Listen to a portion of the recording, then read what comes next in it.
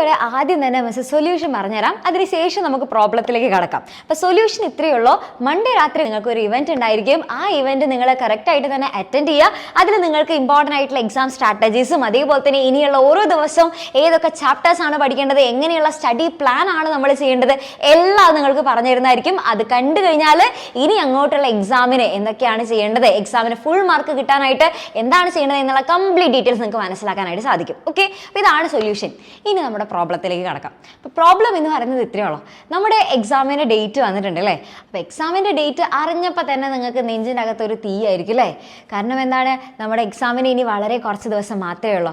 ആ ദിവസത്തിനുള്ളിൽ നമുക്ക് പഠിച്ചു തീർക്കേണ്ട ചാപ്റ്റേഴ്സ് ആണെങ്കിൽ ഒത്തിരി ഉണ്ട്. അതുമാത്രമല്ല ഓരോ ചാപ്റ്റേഴ്സും വളരെയധികം വലിയ ചാപ്റ്റേഴ്സാണ്. അപ്പം നമ്മൾ ഒന്ന് മനസ്സ് വിചാരിച്ചു കഴിഞ്ഞാൽ നമുക്ക് ഈ ഒരു ചാപ്റ്റേഴ്സ് പഠിച്ചു തീർക്കാനായിട്ട് സാധിക്കും. പക്ഷെ നമുക്ക് ആ ഒരു എക്സാമിന് പഠിക്കണം എന്നൊക്കെ ആഗ്രഹമൊക്കെ ഉണ്ടെന്നുണ്ടെങ്കിലും പഠിക്കാനായിട്ടുള്ള ഒരു വാശി വരുന്നില്ല അല്ലേ. ആ ഒരു എക്സാമിൻ്റെ ആ ഒരു ചൂട് വരുന്നില്ല എന്നുള്ളത് കുറേ മക്കൾ പറയുന്ന ഒരു പ്രശ്നമാണ്. അപ്പോൾ ഇതിന് നമുക്കൊരു സൊല്യൂഷൻ വേണ്ടേ. അപ്പോൾ എക്സാം ചൂടില്ല എന്നുള്ളത് മാറ്റിയെടുക്കാനായിട്ട് ഇത്ര മാത്രം ഒന്ന് ആലോചിച്ചാൽ മതി. ഇതിന് മുന്നത്തെ നമ്മുടെ എക്സാംസ് എങ്ങനെ ഉണ്ടായിരുന്നു? സൂപ്പർ ആയിരുന്നോ? കാരണം വളരെ കുറച്ച് ചാപ്റ്റേഴ്സ് മാത്രമേ ഉണ്ടായിരുന്നുള്ളൂ അല്ലേ. ആ വളരെ കുറച്ച് ചാപ്റ്റേഴ്സ് തന്നെ നമ്മൾ പഠിച്ചെടുക്കാനായിട്ട് കുറച്ചധികം കഷ്ടപ്പെട്ടിരുന്നു. പരീക്ഷയുടെ തലേ ദിവസമൊക്കെ നമ്മൾ കുത്തിയിരുന്ന് പഠിക്കുകയായിരുന്നു ചെയ്തിട്ടുണ്ടായിരുന്നു അല്ലേ. പക്ഷേ ഇപ്പോൾ നോക്കിയൊക്കെ നിങ്ങളൊന്ന് ഒരു ലിസ്റ്റ് ഉണ്ടാക്കുക, ഏതൊക്കെ ചാപ്റ്റേഴ്സാണ് നമ്മൾ പഠിച്ചിട്ടുള്ളത്. നന്നായി അറിയാവുന്ന ചാപ്റ്റേഴ്സിൻ്റെ ലിസ്റ്റ് ഉണ്ടാക്കുക, കുറച്ചറിയാവുന്ന ചാപ്റ്റേഴ്സിൻ്റെ ലിസ്റ്റ് ഉണ്ടാക്കുക, ഒട്ടും അറിയാത്ത ചാപ്റ്റേഴ്സിൻ്റെ ലിസ്റ്റ് ഉണ്ടാക്കുക. അത് ഓരോ സബ്ജക്റ്റിനും ഉണ്ടാക്കി നോക്കുക.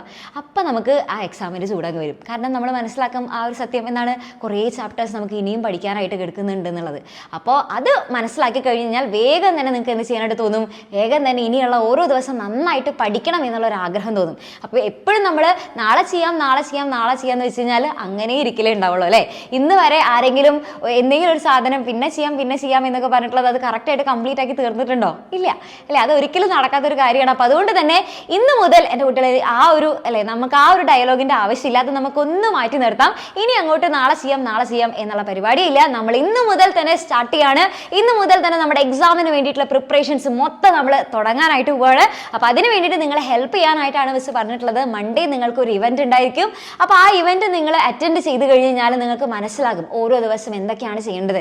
ഇനിയുള്ള നമ്മുടെ എക്സാമിനർ ഫാമിലി നിങ്ങൾക്ക് വേണ്ടി പ്രൊവൈഡ് ചെയ്യുന്ന ക്ലാസ്സുകൾ എങ്ങനെയൊക്കെയായിരിക്കും, അതിൻ്റെ പ്രത്യേകതകൾ എന്തൊക്കെയായിരിക്കും, അങ്ങനെയുള്ള കംപ്ലീറ്റ് ഡീറ്റെയിൽസ് നിങ്ങൾക്ക് അറിയാനായിട്ട് സാധിക്കും. അപ്പോൾ ആരും മിസ്സാക്കരുത്.